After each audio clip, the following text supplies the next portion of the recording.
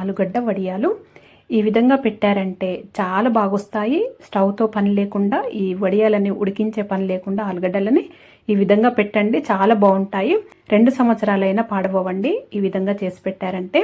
ఇక్కడ నేను ఒక 5 కిలోల ఆలుగడ్డలు తీసుకున్నాను. మీరు ఎంతైనా తీసుకోవచ్చండి. నేనైతే ఒక 5 కిలోలతోని చేసి చూపిస్తున్నాను. ఇప్పుడు వీటిని పొట్టు తీసేసుకోవాలి. అన్ని ఇలా పొట్టు తీసి పెట్టుకున్నాను. మీరు ఇక్కడ వడియాలు పెట్టుకోవడానికి ఇలా లావుగా రావడానికి అయితేనేమో ఇలా పెద్దది తీసుకోండి, ఇలా సన్నది అయితేనేమో ఇలాంటిది తీసుకోండి. నేనైతే సన్నదానిలాగానే తీసుకున్నానండి, సన్నదాని కోసమే. ఇలా చాలా సన్నగా వస్తాయి. బయట ఆలుగడ్డ చిప్స్ దొరుకుతాయి చూడండి, ఆ విధంగా వస్తాయి ఇవైతే.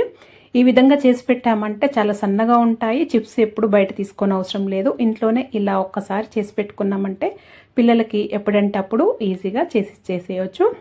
చూడండి ఇంత సన్నగా ఉంటాయి. లేదా మీరు ఇంత సన్నగా వద్దు ఈ వడియాలు అనుకుంటే నేను ఇందాక చూపించాను కదండి పెద్దది, దాంతో అయినా కానీ ఇలా తురుముకోవచ్చు.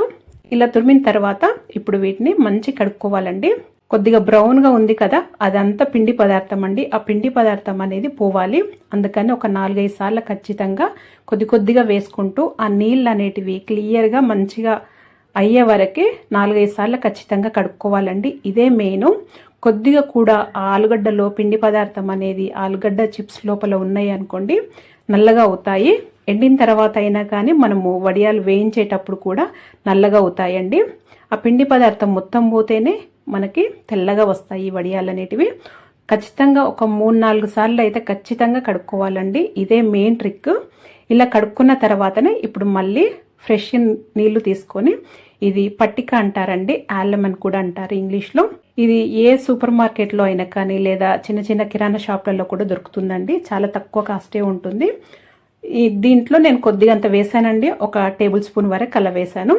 ఇది వేయటం వల్ల ఏంటంటే ఈ ఆలుగడ్డ చిప్స్ అనేటివి తెల్లగా వస్తాయి, అలాగే నల్లగా రావండి, అలాగే క్లియర్గా ఉంటుంది, చాలా బాగుంటుంది. ఇది ఒక్కటి వేసి మీరు పొయ్యి పైన ఉడకబెట్టని అవసరం లేదు. ఈ చిప్స్ని 4-5 సార్లు కడుక్కున్న తర్వాత ఇది వేసి నేను 2 బేసన్లలో వేసి చూపిస్తున్నాను. 15 నిమిషాలైనా ఖచ్చితంగా పెట్టాలి. నేనైతే ఒక అరగంట సేపు అలాగే వదిలేసానండి. వదిలేసిన తర్వాత తీసి మళ్ళీ ఒక్కసారి కడుక్కోవాలి. ఇప్పుడు మనం ఈ పట్టిక వేసిన నీళ్ళ నుండి తీసిన తర్వాత మళ్ళీ ఒకసారి కడుక్కోండి. కడుక్కున్న తర్వాత నేను బాల్కనీలో పెడుతున్నానండి. మీరు ఇంట్లో అయినా కానీ ఆరబెట్టుకోవచ్చు, చక్కగా ఆరిపోతాయి. ఫ్యాన్ వేసి హై స్పీడ్లో పెట్టి, ఒకవేళ ఇంట్లో వేసి ఆరబెట్టినట్టయితే హై స్పీడ్లో ఫ్యాన్ పెట్టేసి ఆరబెట్టుకోండి. అలాగైతే చక్కగా ఆరిపోతాయి. నాకైతే 3-4 డేస్ పట్టింది ఇవి ఎండటానికి. ఎండిన తర్వాత ఇలా ఒక డబ్బాలో స్టోర్ చేసి పెట్టుకోవటమేనండి.